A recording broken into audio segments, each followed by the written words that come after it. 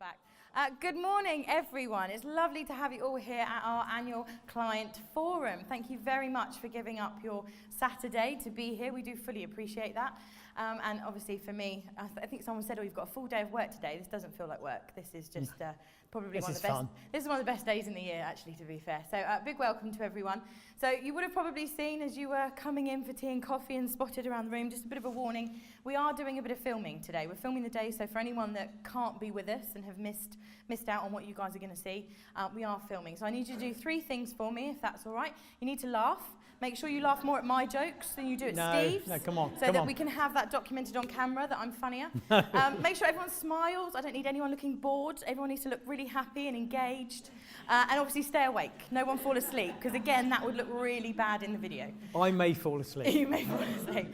In all seriousness, though, actually, if anyone doesn't want to be on camera or be part of any of the videos, if you just let one of the team know on your table, then we'll make sure that we edit you out of the final cut, okay? So you should all have a Redwood member on your team. And for those of you at the front, you're really lucky. In a minute, you get me and Steve at the front. So we will be the person that you tell. A-team is over here. No, this table's going to be the best table, for sure, definitely. So yeah, in all seriousness, if you don't want to be filmed, just let us know. Also, in the comfort breaks and the bits and pieces, we will be asking you, if you don't mind, spending just a couple of minutes answering a couple of questions and giving us a bit of feedback on camera.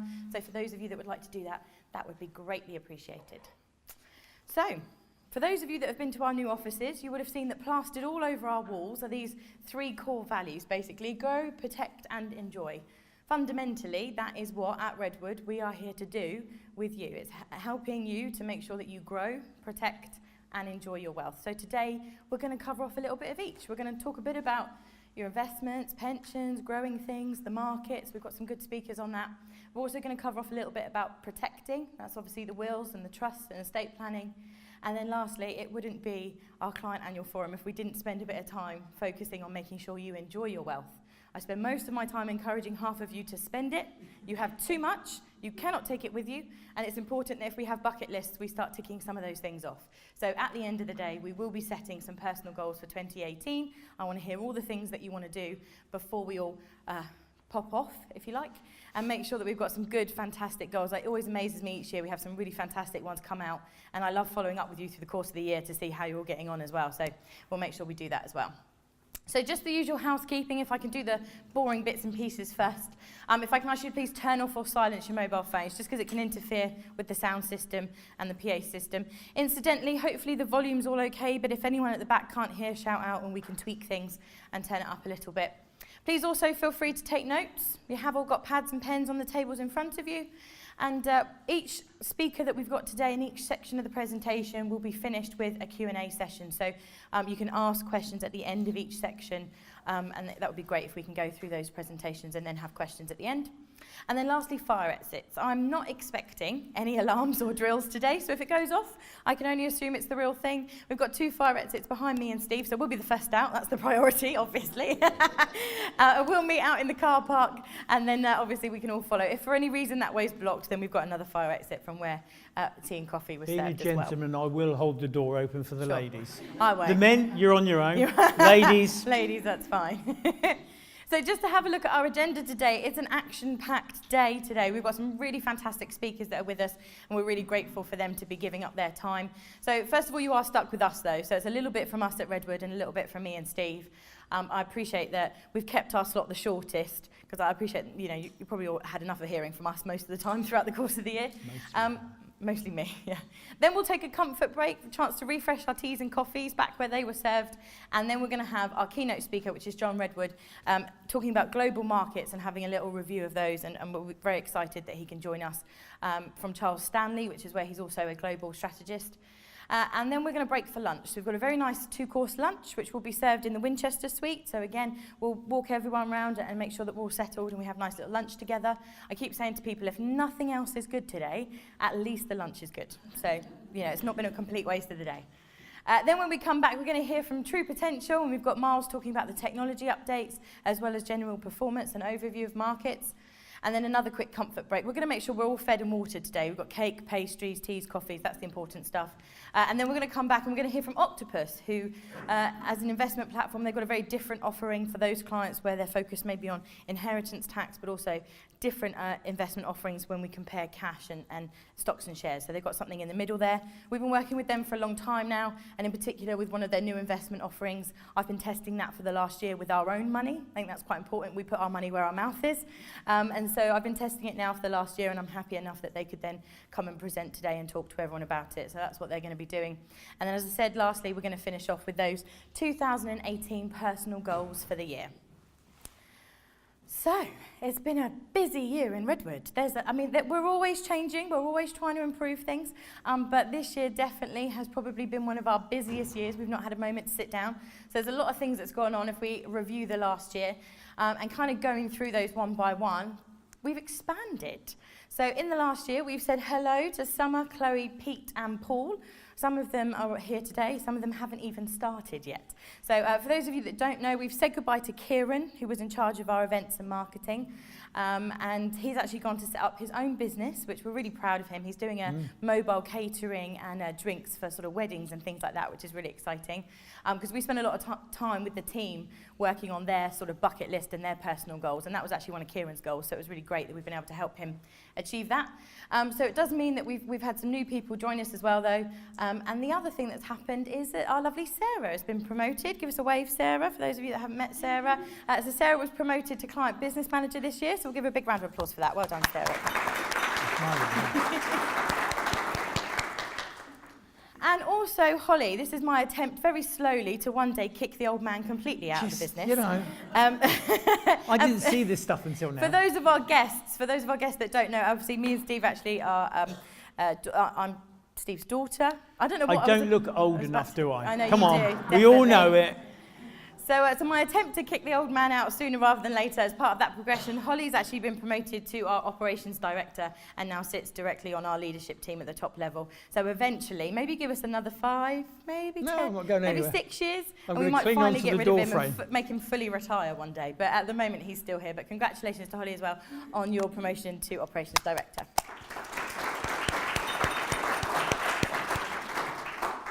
So that's the team as it stands now. So aside from me and Steve, obviously, we've still got Julie. Julie's got the best job today. She's looking after George. She's on grandson duty. So she's looking after George today. And then we've got Pete, who's joined us. He's a new estate planner. Obviously, we've got the girls as client business managers. And we've got Chloe, who's with us today. She's actually an apprentice. She's been with us only 5 weeks, and she's doing exceptionally well. But we just haven't had a chance to take her photo yet. So Chloe, you can give us a wave so everyone knows who you are. Lovely. Thank you very much.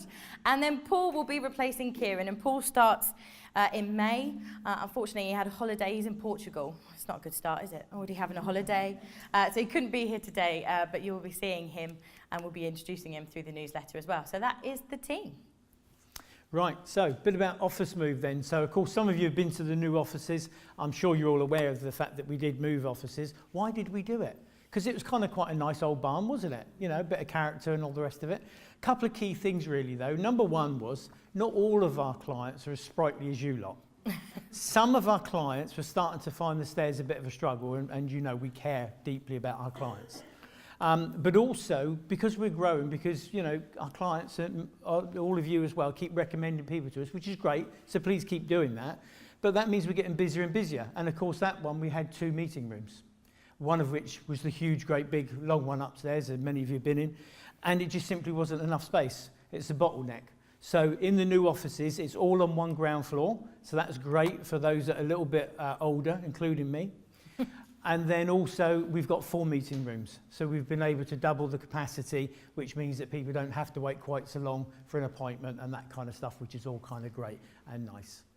The last thing, probably from the pictures you saw there, and obviously some of you may recognise yourselves in the pictures, but this far one over the end here, for those that don't know, that was Sylvia, one of our very, very longest standing clients we've been looking after for about 20 years when I first met with the family. And we actually named that particular suite the Webster Suite after her late husband who passed away.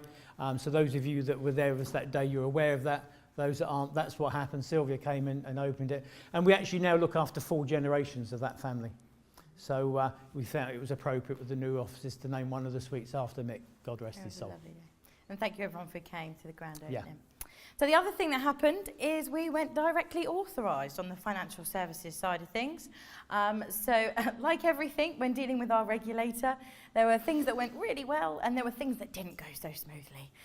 So in terms of why we went directly authorised, really, for those of you that don't know, what it means is going directly authorised means we report directly to the Financial Conduct Authority. It's a process that is reserved for the most professional of firms that can demonstrate that they're able to internally handle their own compliance processes and procedures and don't need anyone else sort of checking on them and governing them, which is really quite interesting. So it was a long process. We started the process in January 2017. It's a 6-month process. I have to go through security checks and criminal background checks and credit checks as well, and all these other bits and pieces before we finally got word in August that we were approved and that we were able to go directly authorised then. As I said, and as it says on the screen there, really the whole point of going directly authorised to deal with the FCA Direct was about trying to give ourselves a bit more control, a bit more autonomy and a bit more independence so that we can actually make sure that we are able to create a more bespoke service for our individual clients and not just simply have one size fits all in terms of how we handle everyone's own investments and pensions and other bits and pieces on the regulated side. So fundamentally it's a good thing. It's caused us a bit more work, but fundamentally it's a good thing to give us a bit more control. The downside, though, as with all of these big transitions, as I said, dealing with the regulator, there were some process challenges, not getting clear information to begin with about some of the things that could happen or couldn't happen or we should do or we shouldn't do, and how things would be transitioned over, and that communication wasn't great. And we've had some technology issues as well. So for the client site, some of you will know, when you log in now, it only gives you your past performance from August last year, as if that's when those investments were made, and it's hard to track back past that. So we've had some few issues and things that we weren't expecting, and all I can do is apologise for those things, and if any of you have been inconvenienced by some of those things, I am really sorry. I do believe most of the challenges now are all behind us, and that actually everything should be smooth sailing from here moving forward. But thank you very much for your patience, thank you very much for the support. I do also appreciate, I think the letter that came out in August, it was a bit confusing. It looked like I was getting fired from our compliance company, and I think a few of you phoned me a little bit worried, and I was like, no, it's the other way around. I'm firing them effectively. I'm going directly authorised, not the other way around. So again, you know, there's good learnings there from that side of things. So thank you, as I said, for everyone's patience and understanding, but it's all good moving forward in terms of those extra things we can now do as a result of that application being supported. That's why I always do as she tells me in case she fires me one day. So, you know. Something else that's quite new, we started this coffee morning drop-in session.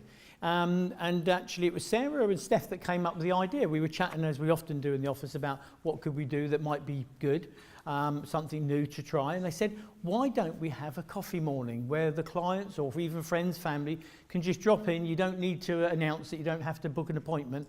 Just actually, I'd like to just pop in, have an informal chat. And it may not even be with Jasmine or with myself. It might be with one of the team. I want to drop in some paperwork. I heard this in the news, rather than kind of waiting for a full-blown appointment, because it might be I just really want to chat about something. So we introduced that, and it's going really, really well.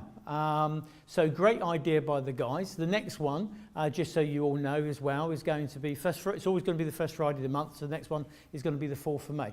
So if that's something you want to do, or send somebody else along, it's very informal. We will all be dressed down because we won't be doing normal appointments. So if summertime, I try not to wear shorts, but can't promise.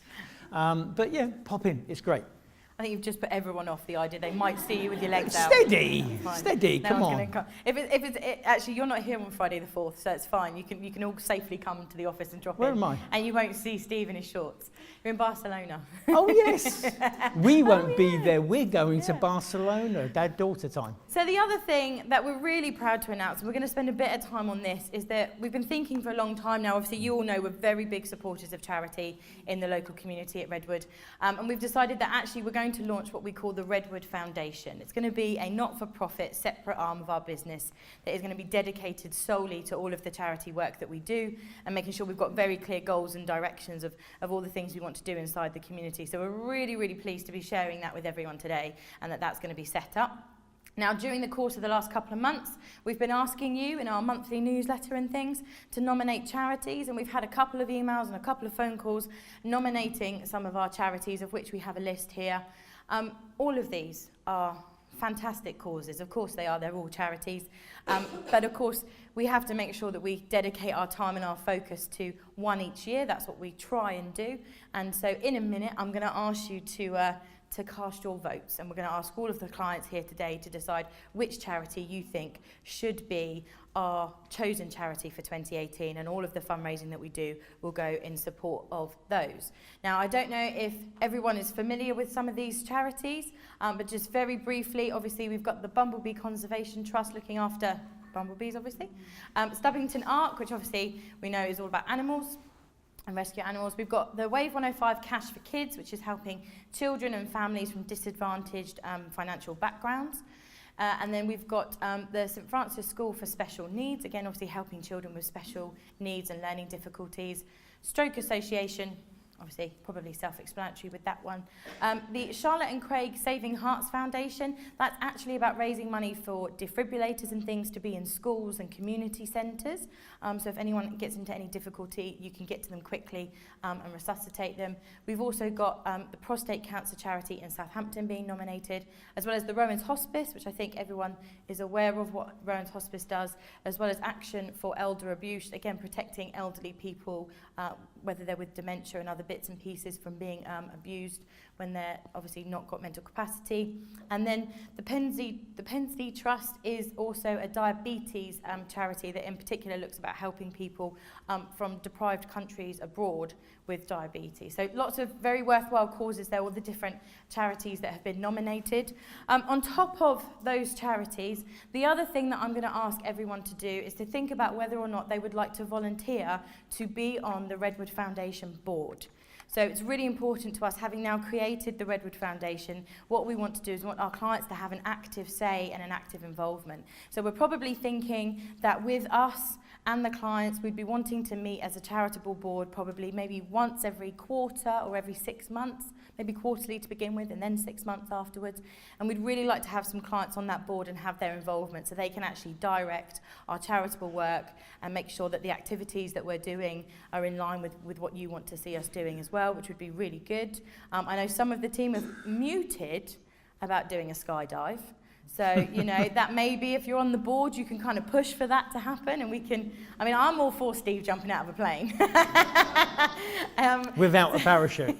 Without a parachute, oh no, never. On your tables in front of you, you should all have a slip under your notepad. It lists all of the charities that have been nominated to be in the running. And then what I would like you to do with your pens, if you can please pick one of those charities to support and cast your vote. It's one vote per person, I'm afraid. I know they're all good charities, but if you can give us one vote where you think we should be directing our attention and focus this year.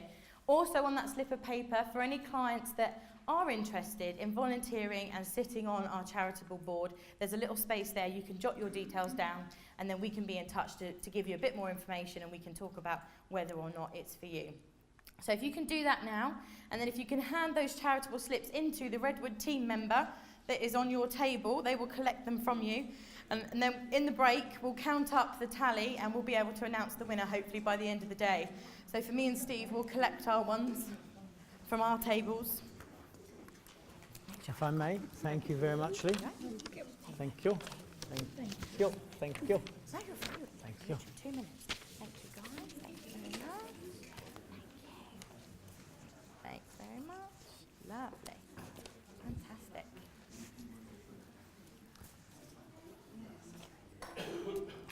No one said anything about me having to work for my lunch today.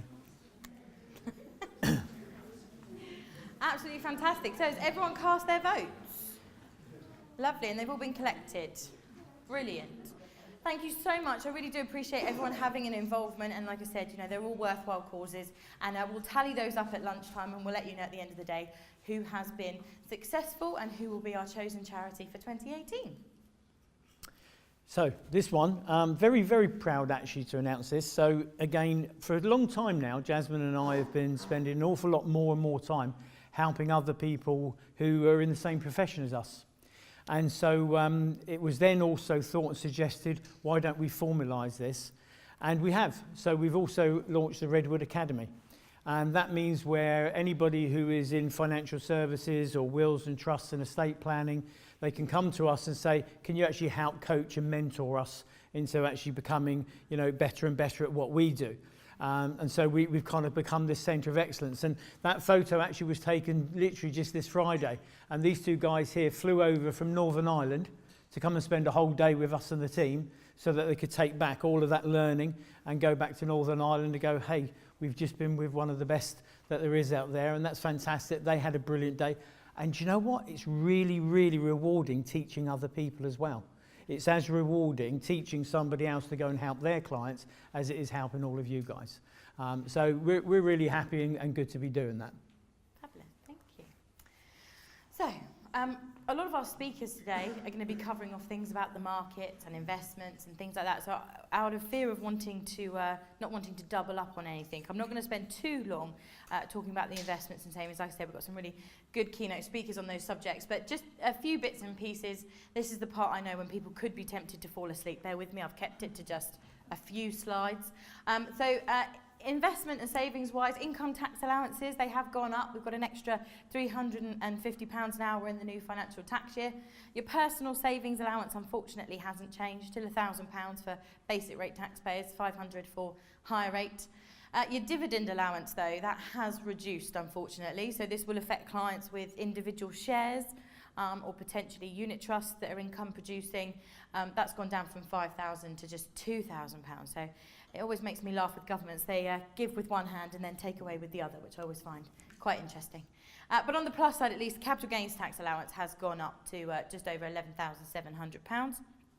So that's obviously at least something, which again we can use to make sure we have more tax efficient withdrawals from our unit trust side of things. ISA-wise, nothing much changed really, still £20,000, whether that's cash ISAs or stocks and shares or a mixture between the two. Your maximum is still 20. The lifetime allowance is still at £4,000 for that, and your junior ISA allowance has gone up a little bit, £4,260 now. We're starting to see quite a few clients actually use the junior ISA as a way of gifting to grandchildren maybe, and just putting a little bit aside for them and building up a pot. So that can be quite a useful tool in terms of tax efficiency as well. So if that's something that you want to discuss as well, make a note on your feedback form and we can talk about that later. So turning our attention to the pension side of things, there's probably a little bit more going on in this side of things, but generally speaking, the last year, it's kind of remained largely unchanged by budget. There's been nothing too major to update you on. The usual bits and pieces, the lifetime allowance has now gone up as promised in line with inflation. So we're now up to just over £1,030,000. So that's now where we're at for lifetime allowances. And then for your annual allowances, again, at this part, pre-drawdown, so before you retire and take any flexible income, what we're looking at the moment is if you don't earn any money at all, the maximum you can put in is £3,600. And if you are earning, then the maximum you can do is 100% of your earnings, subject to that £40,000 cap. Again, what we are finding is a lot of clients are actually using this allowance here to start, again, gifting to grandchildren, starting a pension for them while they're, 14, 15, 16, putting money into a pension for them later. And that whether you have it in your name and then when you die, we have it set up to pass to them, or whether we actually set it up in the grandchild's name. But that's quite an interesting way. Do a little bit of lifetime gifting, helps reduce your estate for inheritance tax purposes, and we're starting to put some money aside for the kids. Because unfortunately we're all living longer and it's been abundantly clear that we're not saving enough for the future. So I'm probably going to have to work till I'm 100. In terms of post-drawdown, it was £10,000. That was your annual allowance after you'd gone into flexible drawdown, but with the new tax year, that has been brought down to just £4,000. So again, the government are restricting, once you have retired and taken flexible benefits, how much you can put back into pensions from that side of things. All very exciting, I know. You're starting to glaze over a little bit. I'm going to make it slightly more interesting. I do just want to talk about this decline of final salary pensions. I think it's really important because for me, obviously, we talked about this last year, and it seems to be a common trend now with more and more clients actually saying that final salary, what was once the gold standard of pensions, just isn't that anymore. In terms of new modern day retirement, we don't like the fact that we have to have a fixed income for the rest of our lives. We don't get to have a flexible one that we can vary. A lot of people are not liking the fact that they can only take 25% as a lump sum Some people in retirement want to take the occasional lump sum and use that for holidays or a big purchase like a new kitchen or a car. And also a lot of people, again, with the final salary side of things, are not liking the fact that my widow is going to get a 50% pay cut when I die, because they don't get the whole income, they just get half. And also the fact that we've got this money, but actually it completely dies with both of us. If we have a spouse, once the spouse has died, all of that income then stops. So a lot of people now are coming to that conclusion that just final salary, although it was great when we were working, it's not great to retire with. And we're actually finding that a lot of ex-employers are giving increased transfer values to encourage you to move away from final salary schemes and into personal pension arrangements. So we are able to offer a final salary analysis service now. £320 plus VAT to analyse those final salaries and just to crunch those numbers, because until you crunch the numbers you don't actually know if your ex-employers with your old frozen pensions are offering you a really good deal to leave, or if they're actually offering you a mediocre deal and if it's going to be worthwhile. I've got a little case study, well, not a case study, it's an actual case going through at the moment with a client who worked for HSBC for about 22 years. And the income that he was being projected for was about £37,000 a year from the final salary. Now, as far as lifetime allowance calculations are concerned and HMRC are concerned, £37,000 a year would have been valued at about £750,000 for the lifetime allowance. HSBC offered him £1.2 million to transfer his pension away into a final salary arrangement. So it's just then about crunching the numbers, and if we can match or beat the income that he was getting with that 1.2 million, and his wife gets to have the entire pot when he dies, have maximum income for the rest of her life, and then the pension can pass on to the kids, whatever's left, actually it's kind of a no-brainer in those circumstances. But until we crunch the numbers, we don't know. So obviously, it might not be for those of you in the room if we've already retired, but if you've got children that are still working, they've perhaps left an employer and they've got old pension schemes, it might be worth, whether that's asking us or asking someone else to do it, it might be worth just going and telling your kids to ask these questions of their ex-employers and get their figures and just see whether or not the value is there and whether or not they're being incentivised, if you like, to move out of that world. So I thought that was quite interesting, and because we have a case going through at the moment, I thought I'd share that with everyone. Now, of course, if you thought, well, that was bad enough, the worst thing about not being in charge anymore is I don't get to pick what I do. So you talk about savings, investments and pensions and enjoying your last years. I talk about death and inheritance tax. Maybe because I'm closer to that date. I don't know. But that's what I'm going to talk to you a little bit about now. So, couple of key things. The allowance, the residential nil rate band allowance has gone up a little bit. We've now tripped into the new tax year, of course. So that now means each individual one of us sat in this room, our total allowance today, assuming we can and wish to claim the residential nil rate band allowance, has now got an allowance of £450,000. So that's made up of the £325,000 that we've had since 2009 when it was frozen and will stay frozen there till 2020. And now 125,000 of residential nil rate band. When you add the two together, that's what gets us to 450, or indeed 900,000 if we're a couple. Bit of background though, because I know not everybody knows perhaps about it, and so I'm just going to take you through a little bit to do with that. So this new rules of the residential nil rate band allowance, we do a quick show of hands. Who knows you were promised twice for £1 million inheritance tax limit? Yeah, everyone? You know one? Yeah, few hands. Okay. Who knows you were lied to twice? Good. We won't get any more political than that because that'd be unfair. But look, if we really wanted to do that, it was very simple. You go from £325,000 allowance, move it up to 500,000, and if you're a couple, it's £1 million. It's really nice and easy and simple. Instead, we ended up with this monstrosity of a thing called the residential nil rate band allowance. It came into force here back in April 2017, started at 100,000. As I said, we've just gone into the new tax year, so it's gone to 125,000. And assuming there are no U-turns, then once we get to April 2020, it should be 175. Add 175 to your normal 325, gives you £500,000. If you're a couple, it's £1 million. Hey presto, with enough spin, I can make it sound like we kept to a promise and we gave you £1 million allowance. As a quick example, so this is my theoretical couple. Okay, so this is what we were all used to before the new rules came in. So first to die, we could claim 325, even if we deferred it until second death. But if we were a couple, then we had 650 between us, which meant the taxable estate value on the 2 million would be 1.35, and therefore at 40%, £540,000 to pay. May not like it, but simple.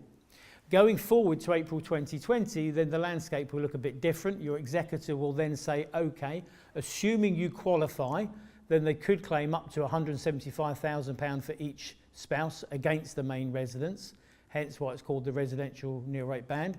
Then still apply for those frozen allowances here, which means we've got a net chargeable estate value of 1 million, so at 40%, of course, we're going to be looking at £400,000. In terms of, there's lots and lots of different camps, I guess, winners and losers, but these are the main ones really to focus on. You might be in the winners camp if you've got some kids, might be, or grandchildren. And if you're estate value, if you're single, it's over £325,000. If you're a couple, it's over £650,000, but below 2 million. And the reason for that is because if your estate value is over £2 million, you're definitely going to be in the losers camp, because the government apparently says that you're too wealthy, and therefore what we gave you with this hand, we're going to start taking away with the other hand on a £2 for £1 basis. Which means if you sit in the camp of being worth 2.7 million or above, you get none of the residential nil rate band allowance. That's all there is to it. And the last thing, of course, is if you don't have any children or grandchildren, because the way it works is this: if you want to be able to claim that even, you have to now pass it down the linear bloodline. So, of course, some people have said to me, well, Steve, I'm wealthy because I haven't got any kids, you know, because they're expensive little mites, aren't they? To which I have to agree. But, of course, actually, just not joking for a moment, some people couldn't have kids. Some people actually love and care about their godchildren or their nieces or their nephews, and it does seem rather unfair that those people are being told just because you don't have children or grandchildren, you can't actually claim the extra allowance. But, hey. Even if you can claim the extra allowance, you've then got to decide, do I want to? And what I mean by that is this. If you're entitled to claim the allowance, you tick all the right boxes. As many of you will know, we're very much about protecting your wealth for yourselves and the future generations. So the government has said you can't protect this if you want to claim this extra allowance. So what you've got to do is make a decision. Do you pass £175,000 value of the house to the children without the protection of a trust? Or do you have the protection of a trust? And you're just going to have to make that decision. They won't let you have both. At least, thankfully, everything else can be protected. It's just that 175 you've got to make that decision about. The last thing here, those of you that had your wills drawn up prior to that legislation, so prior to April 2017, each and every person in the country, excluding Redwood clients, by the way, will need to go and have their wills checked, because you may or may not have the right legal terminology in your will that allows people even to make that choice. We know for a fact all of our clients do, so you don't have to worry about it if we drew up your will for you. But for those that haven't and had it done years ago, you may need to be looking at that. Some new services then, so I'm going to go through these fairly quickly. 4 new things that are now available for our clients or indeed for anyone else.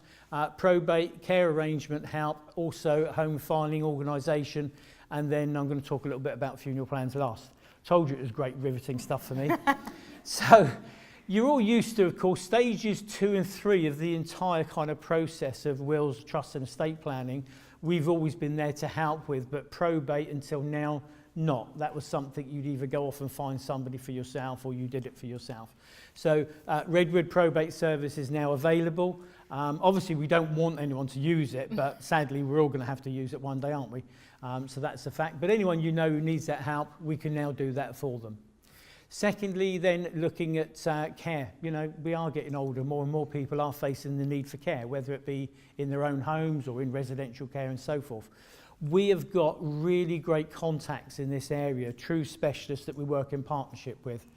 I'll give you one example. Last year, we had one of our clients where care became an issue because of a major stroke situation. And they said, look, is there anything we can do? And in conjunction, actually, with Lynn here, we then were able to get her to go with the family to the meeting with the NHS, who had been telling the family before, you get no help in funding at all because of their wealth. And that's not true. It's supposed to be about what care you need. Miraculously, when Lynn went to the appointment with the family, they then backtracked and said, oh, yes, of course, he's entitled to full funding. So, you know, and the next thing is, even then when he needed to go into a care home, Lynn was able to source and really check out who are the best ones and make sure all the things for the family were needed. So I know that was a great help for that particular family. Equally, we've got this very good relationship with Mandy, who can help through paper-wise. What they do in essence, you know how sort of sometimes, you know, I mean, I don't get about as much as easy as I did when I was 21. By the time I'm 85, I might be a bit slower. And sometimes we don't have as much time, do we, to do all the paperwork, and sometimes it becomes a bit laborious. And one day that may be true for all of us. Again, we've had some clients who used to really control all their things and have now said, actually, it's all getting a bit much, even checking the buildings and contents insurance, stuff like that. So Mandy's somebody we can ask to come in and help out. If you need that help, let us know. Or if you know of somebody starting to struggle, then we can put them in touch. She's a really, really nice person and very, very efficient. This last one, yeah, we need to talk about it. It's kind of, if you like, the elephant in the room. But those are the average costs, they tell me, for a funeral now these days. Of course, it depends on various personal factors. And yes, they are growing in terms of cost faster than inflation. The reason I decided it was important to talk to you about this today is because when I lost my mum last year, I have never, in 21 years of being a financial planner and estate planner, never once have I actually set up a funeral plan for a client. I paid them lip service, and being totally honest with you. And even when my mum, bless her, used to say to me for the last 4 or 5 years of her life, you know, Steve, you've got to sort me out one of these funeral plans. I said, Mum, stop it. I don't, shut away. I deal with it when the day comes. She said, no, you need to sort it. Now, often for most people, it's not about money because, you know, most people will probably be able to afford to pay the average costs. It's actually the emotional cost, and I never understood it. I only gave in because it would shut my mum up. She just kept going on about it, and I wanted to spend fun time with her in her last years, not keep talking about funeral plans and why I didn't want to do one for her. So eventually I said, okay, Mum, I'll sort it out. I did. When my brother Cliff and myself had to go to the funeral directors, that was the time it finally dawned on me why these things are actually important. I didn't have to sit there and start answering questions about what type of coffin, handles, what colour do you want inside. These are all questions that have to be discussed, but you don't want your nearest and dearest who are now grieving to actually have to go through that. And it finally dawned on me we should be telling people about doing these sorts of things. So there's a few options. You could just leave it to the family to decide. It's fine. If that's how you want to do things, that's great. You could use life insurance as an option to take care of the final costs. That's another one. And of course, you could organise yourself a prepaid funeral plan. I'm going to go through them very, very quickly, each one. If you leave it to the family, questions need to be, who's going to pay for it? Sure, you can claim it back, obviously, out of the estate, but somebody's going to need to obviously be able to pay the bills to start with. Second key thing, really, who decides what we're going to have then? Because same happened with me and my mum and my brother. My mum had already made the decision. As awkward as that conversation was, which was about 3 years before she passed away, it saved me a lot of pain on the day when we walked into the funeral directors. And that's the third point on that. There's still going to be some emotional pain if we're leaving it up to others to make the decisions. Because we're guessing, aren't we? Because you don't actually know what somebody wants. Second option then. So you could take out a life insurance if that's what you want to do. Bear in mind then you probably need to get it index linked. But even that won't necessarily keep the pace with costs because they tend to outstrip inflation. But again, we're back to it pays out a lump sum of money, but that's just the bill. The bill is the small bit, in my humble opinion, because we then back to there's still emotional pain because somebody's got to make some decisions. Okay, we gave them a bit of cash, but that just paid the bill. Last option is, of course, when you take out a prepaid funeral plan, yeah, you got some other advantages, price protected, if that's important. But these are the two key things. All the decisions have been made. There was no awkward conversations, no added emotion. You know, the only thing I did different when I walked into the funeral directors with my brother Cliff, walked in, I saw on the wall there was a picture of this wonderful glass hearse. And I just thought, I want my mum to go in that. That was the only decision, but that was because I just wanted something to be upgraded. But it was a choice then, rather than having to sit down and go through things you really don't want to talk about. So, last thing actually, which we found really interesting, because we spent an awful lot of time researching all of this stuff, partly because, of course, you know, we have to teach this to other people at Society of Will Writers, but for the biggest reason, to let our clients know. And you've got a huge amount of choice, actually. So, if you have one of these things, yes, you can go direct to these folks, of course, which then means you'll and there's loads and loads more. That was just a few people to pick. But you're then going to be obviously sort of stuck with that. Invariably, and I was really shocked to find this out, there is a huge profit margin in funerals. You kind of think there wouldn't be, don't you? We had one where they went, oh yeah, no, the whole family always used the co-op, kind of a tradition. I said, okay, that's great. They showed the specialist that we used for this the cost, and they got them the exact same funeral plan with the co-op for £1,000 less. Everything was identical. So there's a huge profit margin if you go direct. So if you need that kind of thing, talk to one of our guys. They can help you out with that sort of thing. But something I thought was important to share. If you do nothing else, though, make it crystal clear for those others left behind what you really want. Don't leave it up to them to decide. It's not nice. Lovely. Thank you, Steve. So, that's our little whistle-stop tour of little bits and pieces of updates on the investments and the estate planning side of things. Is there any questions from us at this moment in time? In a minute, obviously, for the rest of the day, we're going to be sat down letting the keynote speakers do their bits, and you can obviously ask them loads of questions, and then we'll be back at the end, so we can scoop up any other questions at the end. But from the bits we've covered off so far, have I got any questions? Oh, couple, yeah. So we'll go ladies first, shall we? Shall I go with Elaine just behind you, Andrew? Elaine? Can you tell me, please, what this lifetime allowance is? The lifetime allowance, in relation to your pensions, yep. Yes. So every single one of us is allowed to have a maximum amount across all of our different pension funds, which if we breach that, there are tax implications for that. So basically, if you've got 5 pensions, and across those 5 pension values, if they exceed more than what is now, £1,030,000, then there's 55% tax charges basically on the excess from that side of things. So how do they work it out as a lifetime allowance? Because it could be 20, 30 years. So it's at the point when you retire, good question, sorry, it's the point when you retire and you then start taking the pension, that's when it's assessed and calculated. When we crystallise it, that's the technical term for it, that's when it's then assessed and it's all calculated. So the fact that you've already retired means that all of those calculations are already done, you're not in breach of the lifetime allowance, so you don't have to worry about that as an individual. Okay, Yep, thank you. lovely. Also, if anyone worries and think, oh, I am in breach, if you've already retired, you're okay. Yeah. So that it's not retrospective. Sorry, I should have clarified There's no that. retrospective stuff on this. No. Yeah, because I don't remember seeing it when I first No, retired. yeah, don't. If you've already retired, it's not for you to worry about. It's just people that are still in work or still contributing to pensions that need to be mindful Richard of the Branson's lifetime. fine. Richard Branson, yeah. He's okay. So it's fine. Andrew? On the final salary analysis service, Yep. that's only for people who haven't started taking your pension. If you're taking a final salary pension, Yes. you can't get... Unfortunately, it's too late. No. So if you've already made that decision, you've already retired and started taking your final salary pension, that decision was locked in when you did that. So yeah, that analysis service and crunching those numbers is only for people that have yet to actually start drawing their final salary pension. Yeah. Sorry. Any other questions? Oh, we've got a I'll go to the lady at the back. On the inheritance tax thing, Yep. If you're a couple with, it's a husband with children, but it's second marriage, and when they, if he died first, Yep. if then the wife died later, would she be affected by the tax?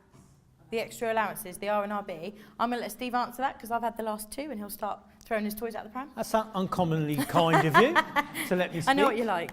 Okay, so there is no inheritance tax between husbands and wives and civil partners. So, there's no inheritance tax. It's only ever going to be a case on second death, yeah? Yeah, and I meant for Is the allowance inheritable? Yeah, so if he's died first, yeah, so obviously it's his children, yes. when she dies, does that still sort of...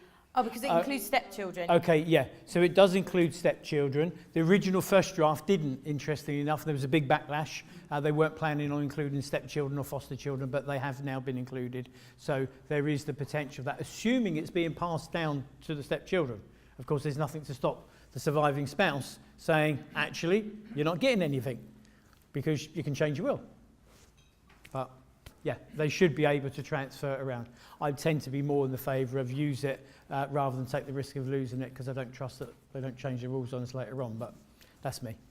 And then just one last question from this gentleman. So you said that there was a decision to make between taking the residence allowance or Yeah. passing to a trust. Yes. I've not heard about this before, but if you won't shed any light on that, that won't take too long. Yeah, sure, of course. So typically what we find with most clients is that they want to protect what they leave behind. So use an analogy. So let's imagine all the gentlemen in the room who are still married at the moment.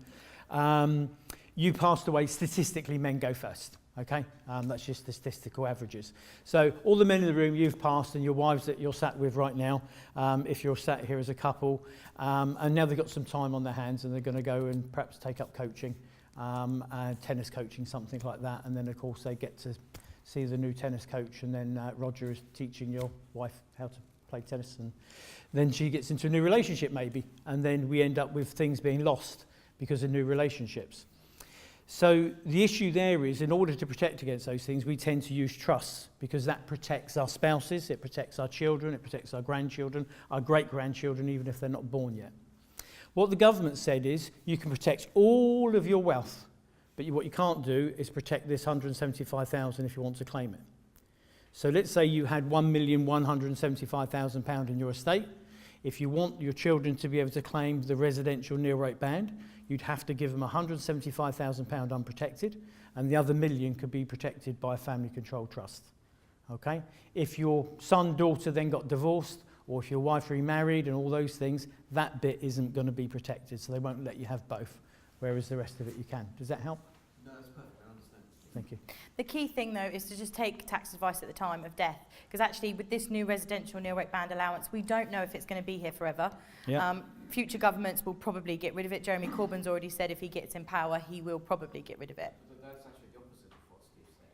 He said you had to take the decision at the time of will drafting. No, sorry. No, we have to make sure the will is drafted so that you've got the choice to claim it or use the trust, and then at the point of death, you can then choose to either use the trust or not to make the fulfillment. Yeah, good to clarify. I can be certain every single one of our clients, their wills have the choice, even though they were drawn up pre the legislation, because we made sure everything was drawn up to give them maximum flexibility.